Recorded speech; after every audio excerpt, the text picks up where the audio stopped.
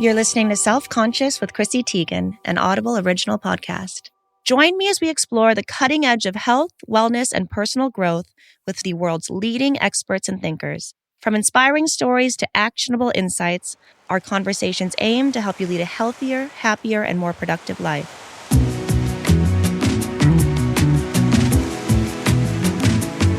Do you struggle with sleep? Does your mind race when your head hits the pillow? Do you wake up at 4 a.m. unable to fall back asleep? Or perhaps you feel exhausted no matter how many hours you spend in bed. For many of us, poor sleep has become the new normal. We've become a nation of insomniacs, with our sleep habits only worsening during and after the pandemic. My guest today is Dr. Matthew Walker, director of the Center for Human Sleep Science at the University of California Berkeley. He has a critical message for us. Our chronic lack of sleep is doing more than just making us tired. It's killing us.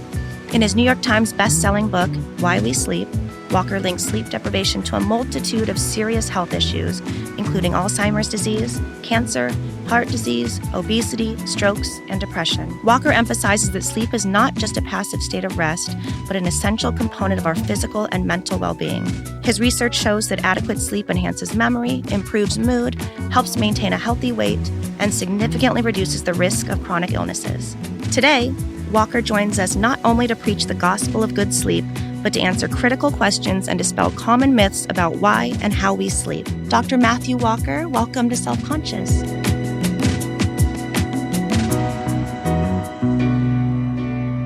Chrissy. Welcome.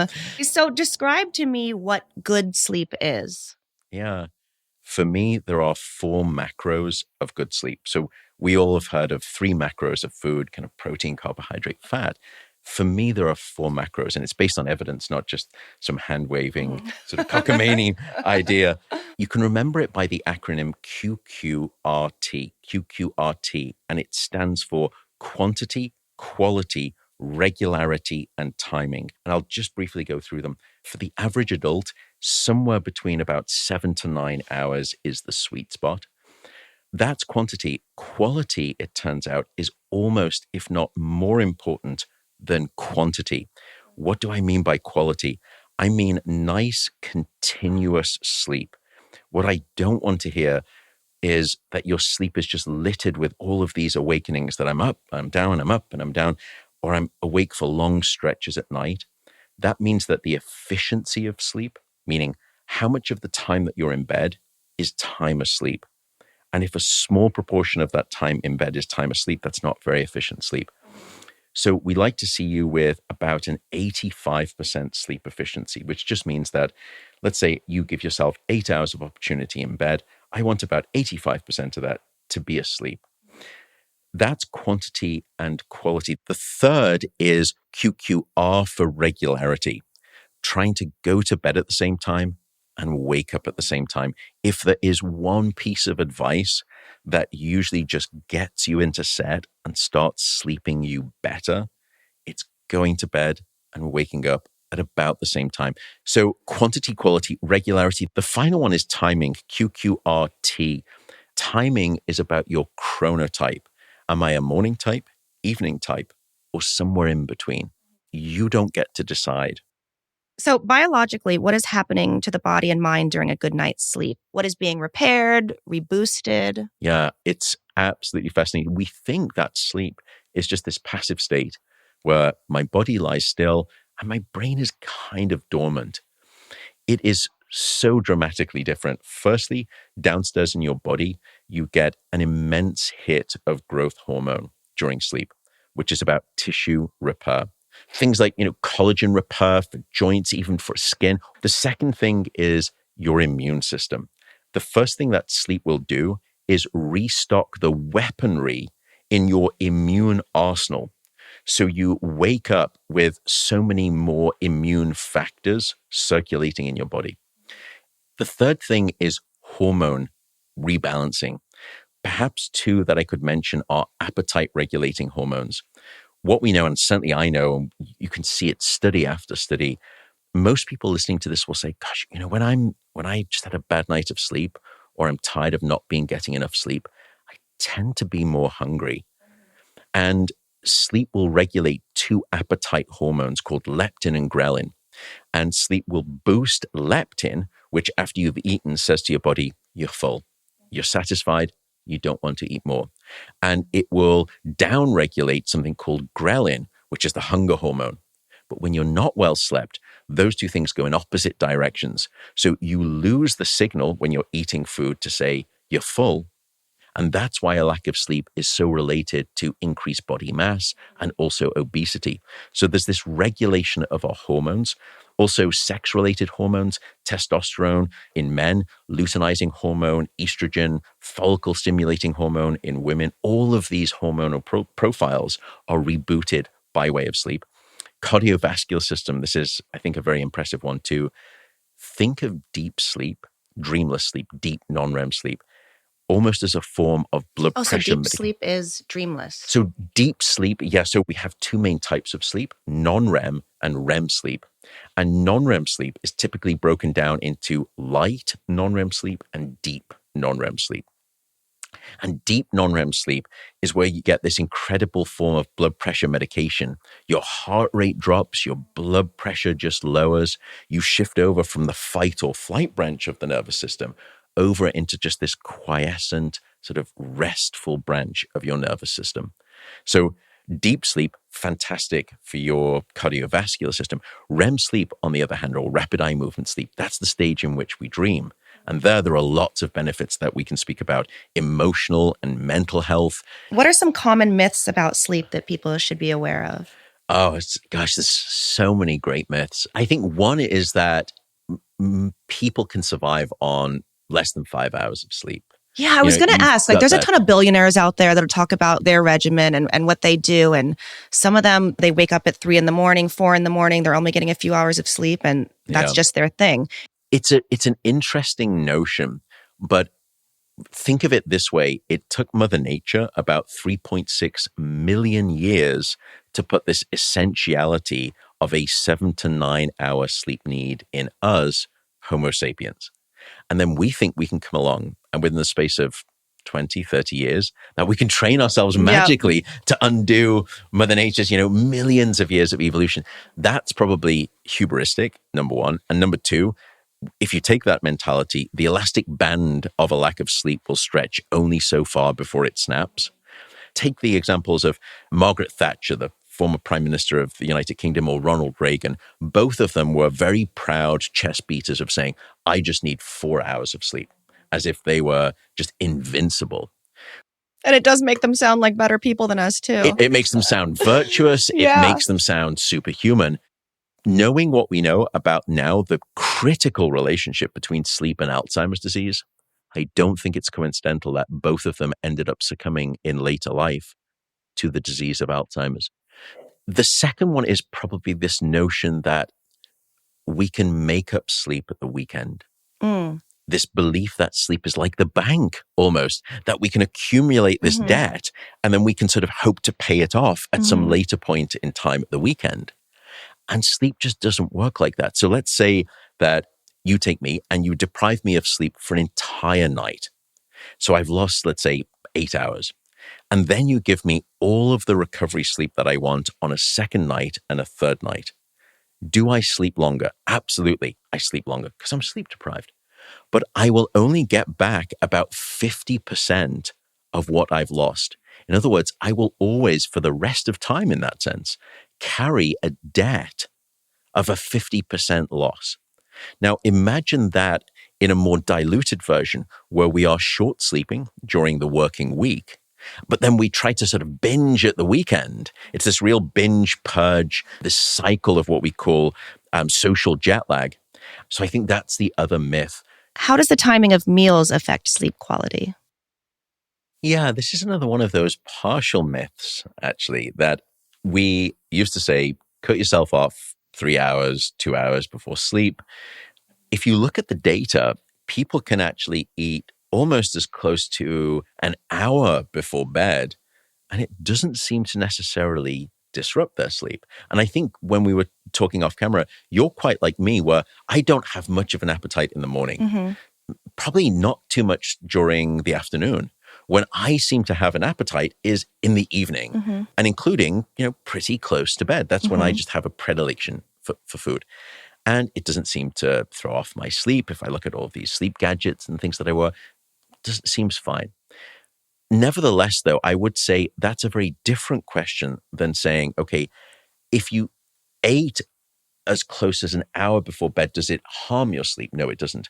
But if you were to have stopped 3 hours before bed, would that have helped your sleep? Those are two very different questions. One is about not damaging it. The other is about improving and optimizing it.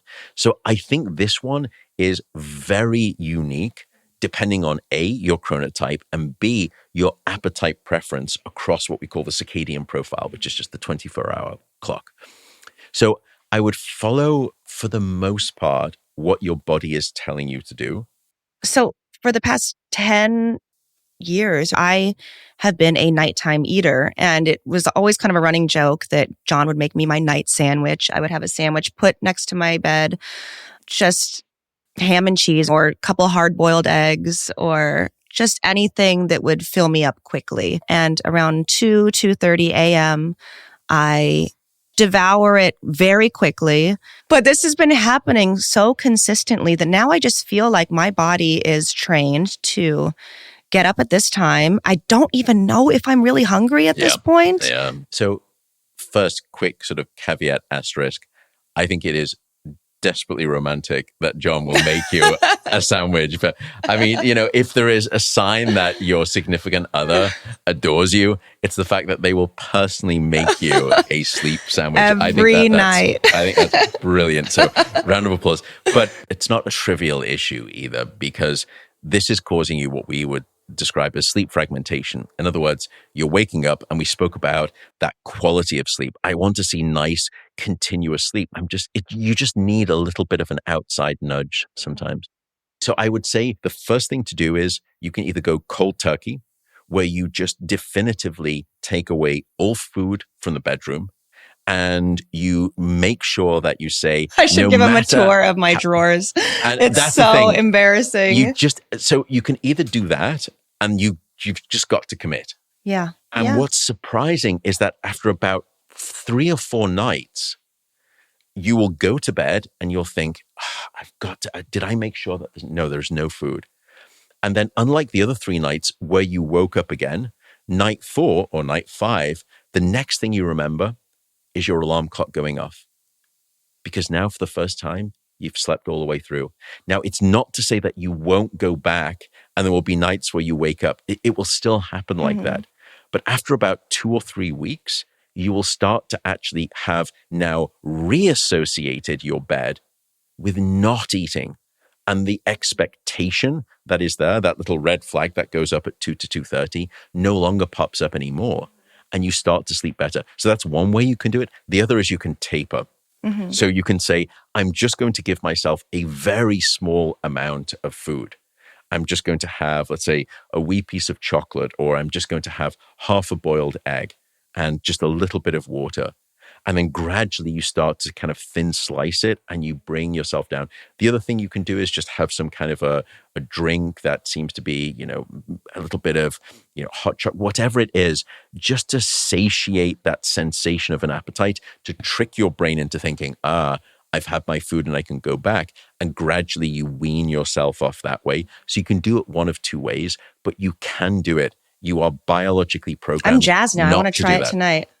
If I do 3 nights in a row, that is completely different from most of my life. That'd be incredible. Hey, it's Chrissy. Dig deeper with today's guest and hear more from all our groundbreaking guests on Audible. From bestsellers and new releases to podcasts and Audible originals, discover the next step on your journey. Go to audible.com/Chrissy on Audible. So what are your thoughts on THC? I think for THC right now, the science is very clear that we don't advocate for it in sleep science. Now, will THC make you fall asleep faster? When you are initially using it, when you're a naive user, yes, it absolutely will. The problem then becomes that you build up a tolerance to that THC. So you start to need more to get the same benefit, which is to say that you develop a dependency. The second problem with THC is that it will block your dream sleep, your REM sleep. And anyone who smokes a bunch or who just uses gummies, 5 ways till Tuesday. You're sitting right on them, buddy. I am not I don't take them though, because imagine the amount of fudgesicles. Yeah, some people right now are thinking, la la la. No, that's fine. But one of the problems with THC is that it blocks your dream sleep. And if you speak to people who, really smoke a lot and then they stop smoking, they will say, once I stopped, I got these crazy dreams. Why is that happening? It's happening because THC has been in your system for so long that it's been blocking dream sleep, REM sleep, and you've built up this massive pressure, this debt. Now, again, you won't get back all that you've lost, but when it's out of your system, your brain thinks, oh my God, finally, the roadblock to dream sleep has been removed and you start to binge on it. It's called a REM sleep rebound effect. And I hear it all of the time from people who've tried to stop. The main problem, though, with THC and sleep is that because of that dependency, if you do stop, you have something called rebound insomnia, where your sleep not only goes back to being just as bad as it used to be, it's even worse. And if you look at the number one reason why people fail in their attempted abstinence of weed, of smoking cannabis, or of gummies, it's because they can't deal with the sleep problems that they've created by way of the dependency. So I would say for THC, I know some people will think it can help. It's a short-term fix, but you're kicking the can down the road for a long-term, really difficult problem. The problem with THC is that it's not regulated by the FDA. So you've got no idea what you're buying, what the concentration is. There's no QRI code typically on these labels where you could scan it like a vitamin supplement and it will give you a third-party independent laboratory test. Now, some are doing that, which is good. But you may say I'm getting 50 milligrams, but in fact, you're only getting 10 milligrams. I heard the same thing about melatonin gummies and things. Yeah, melatonin is exactly the same way. It's a fascinating study, and they looked at over 20 different brands of melatonin off the shelf from your supermarket, which you think is perfectly regulated. And they found that based on what it said on the bottle versus what was in the capsule, it ranged from about 83% less than what it said to 478% more than what it said, which is stunning too. I hear people complaining about it, the dreams that they have on it. And most people are taking far too much anyway. Your body would normally never take on board, 10 milligrams or 20 milligrams. One time I had 60 in the night because I didn't have my sandwich upstairs. And I only knew it because I was like, was this bottle sealed? And I ate a whole bottle. So firstly, thankfully, you're safe. I would say that there was a report, I think that came out recently, and it showed that overdose admissions to the emergency room for melatonin overdose have increased by 503% over the past 10 years. I've lived a life of quick fixes. I want the quickest answer to everything. When I was younger, I took Lunesta. As I got older, the Lunesta stopped working. I moved on to Ambien, and I would take Xanax if I was flying. What are your thoughts on Ambien, Lunesta, Xanax, those sleep aids that, I can kind of predict what you're going to say. I would say that right now, typical sleep medicine doesn't necessarily advocate for the Ambiens, the Lunestas, the Xanax as the first-line treatment for sleep problems. We typically think of as cognitive behavioral therapy for insomnia is the best. We spoke about those big, deep, powerful brainwaves of deep, dreamless sleep. And it's the slowest of all of those slow, deep brainwaves that transact many of the benefits that we've discussed. If you look at Ambien, it seems to almost take a big bite out of the slowest of those deep, lush, powerful brainwaves. But again, the concern is that one always develops a dependency on them. And then it's sort of when I get back, then, I was so guaranteed by that sleep and that medication. I'll take it tonight as well. Tonight turns into tomorrow and so on and so forth. So how do sleep patterns change with age? And tell me some adjustments we can make as we get older. We all think of getting older as cognitive decline, that our mental abilities begin to fade and decline. And they do. And that's just normal. What we tend to forget is that one of the most physiologically demonstrable changes as we age is that our sleep gets worse. And it's not just any type of sleep. It's particularly that deep non-REM sleep that we were discussing, where your brain is cleansing itself of those Alzheimer's toxic proteins. And that's the ironic component of it. So yes, as we get older, our sleep does get worse in total, but it's also particularly that deep sleep. So we will often feel less restored by our sleep the next day. We can find ourselves trying to compensate by daytime napping. It can be somewhat common in older adults.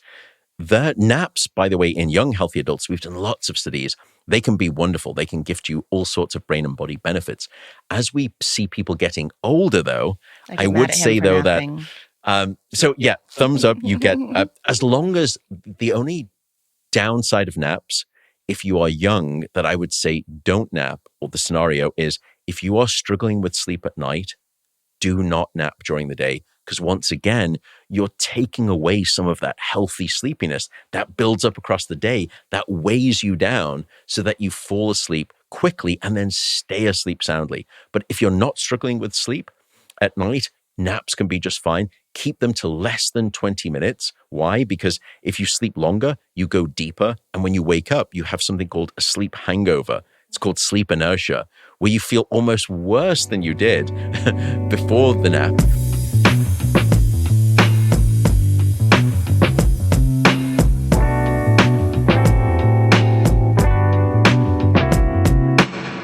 And now for the toolkit. Each episode, our guests distill their expertise into practical and actionable insights. Today, Dr. Matthew Walker unpacks his personal sleep routine to get you to bed faster, plus tips for overcoming jet lag. What do you do to get ready for a good night's sleep? I mean, you're the expert. I would want to copy absolutely anything you do. What does your night look like? First thing, I know my chronotype. I'm a 11 to 7:30 kind of guy. And I'll really try to maintain that as best I can within reason. The last hour before bed, digital detox. If I could give people one piece of advice, it would be, if you know that your devices and your mind is activated by your phone, just try it. I know people say this is no kind of new news to me. I know that I shouldn't do it, but so often we don't try it. And I have found that I either get so excited by I want to read more science, or I'm seeing new data coming in from my postdocs are sending me sort of. At least you're learning. I'm on Instagram and TikTok and learning nothing. No, but I think that too is, that is your profession too. You actually are learning something.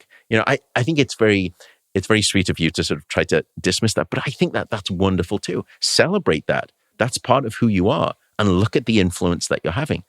It's just about the dose and the timing make the poison. And for me, I just know that I have to cut myself off.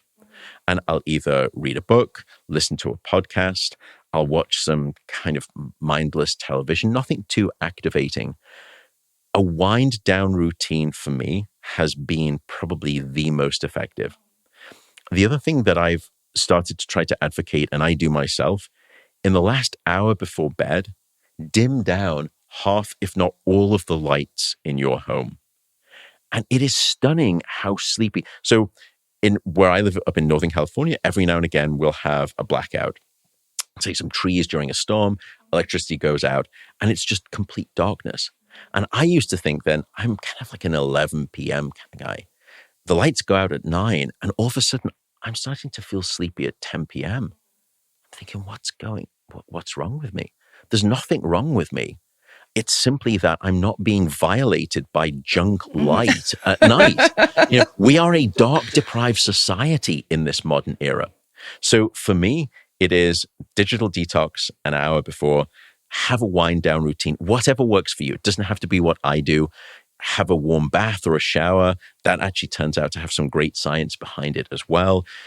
Listen to a podcast, meditate. It's so weird that digital is so much bigger and so much brighter and invasive than even, going to bed watching The Office. And that's fine too. A television at a distance, all we would say is try not to watch television necessarily in bed. Get sleepy outside of bed, and then only try to bond that association that my bed is the place where I'm either asleep or intimacy. Oh, you're going to hate how I sleep. Oh my goodness. It's just all the 10,000 wrong things on top of each other. The thing I have no credentials in, but the sleep part, yeah. So for me, that's what I would do. And then I make my room like a cave. It is dark, it is quiet, and it is cold. So I will keep my room at about 67 degrees. Wait, that's interesting. I always thought like warm would put you in a nice deeper sleep. No, it's actually the opposite, that you need to create that cool environment because your body needs to drop its core temperature by about 2 to 3 degrees Fahrenheit to fall asleep and stay in sleep. There's not one thing I'm doing right. Like everything I'm doing going to this is great, and this is like a Chrissy intervention right here. Now you will have heard me say warm baths and showers. How does that work? Wait a second, that seems to be completely conflicting with what I just told you. It works in the same way. Number one, you've always found it easier to fall asleep in a room that's too cold than too hot. If the room is too hot, it is just miserable to try to sleep. If it's too cold, not great either, but you will still fall asleep faster in a room that's too cold. Why? Because it's moving your body in the right temperature direction for good sleep. But the warm bath and the shower, it's so reliable. We call it the warm bath effect in sleep science. When you get into the bath or the shower, all of the blood races to the surface of the skin. So I'll sort of get these pink, rosy cheeks. And then when I get out of the bath, what's happened is that warm water has almost like a snake charmer. It's charmed all of the hot blood that was trapped at the core of my body out to the surface. I get out of the bath and I radiate heat, and my core body temperature plummets. Again, it's about getting your body cold so you can warm up to cool down to fall asleep, and then you need to stay cool to stay asleep.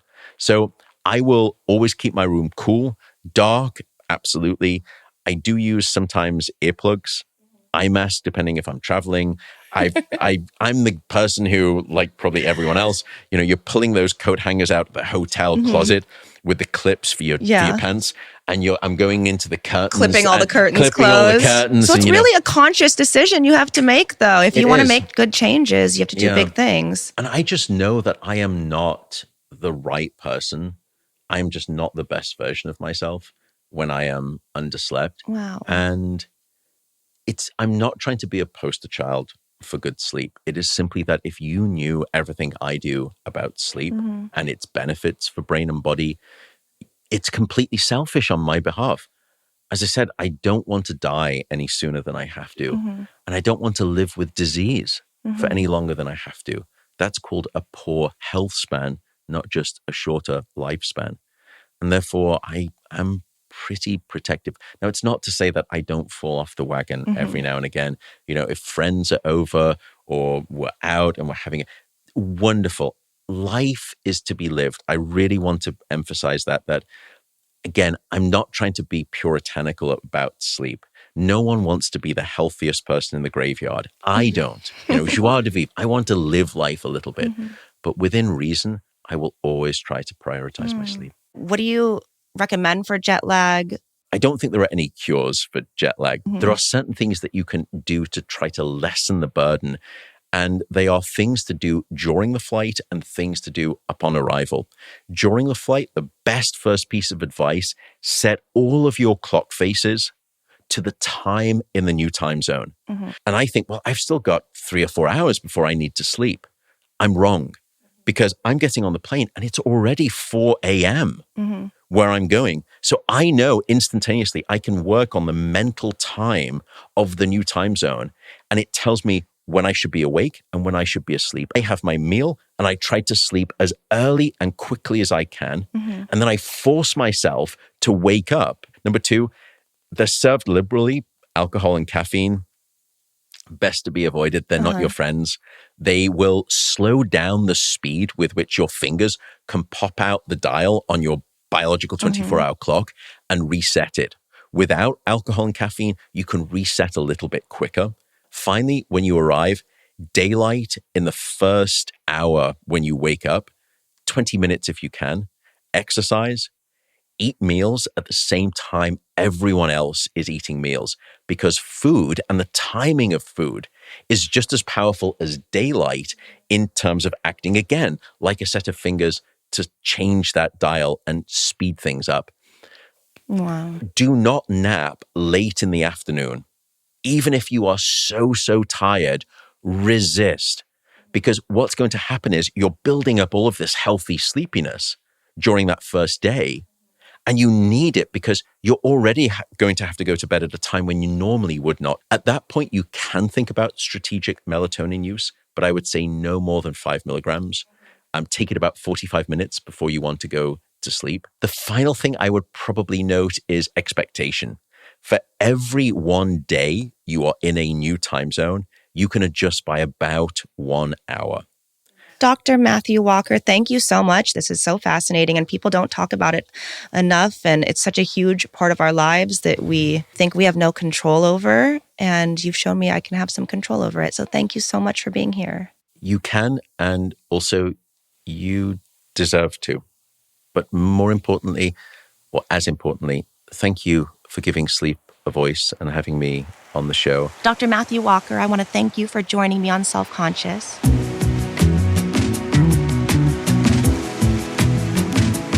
Why We Sleep, Unlocking the Power of Sleep and Dreams is available on Audible. Until then, tune in, turn on, and feel better. This is Chrissy Teigen, and you've been listening to Self-Conscious, an Audible original podcast. This has been an Audible original, produced by Audible and Huntley Productions. Hosted by Chrissy Teigen, executive producer for Huntley Productions, Chrissy Teigen. Executive producer for Audible, Stacey Creamer. Recorded and engineered by Alex Skye. Mixed and mastered by Jeremiah Zimmerman. Edited by Lisa Orkin. Head of Creative Development at Audible, Kate Navin. Chief Content Officer, Rachel Giazza. Copyright 2024 by Audible Originals, LLC. Sound recording copyright 2024 by Audible Originals, LLC.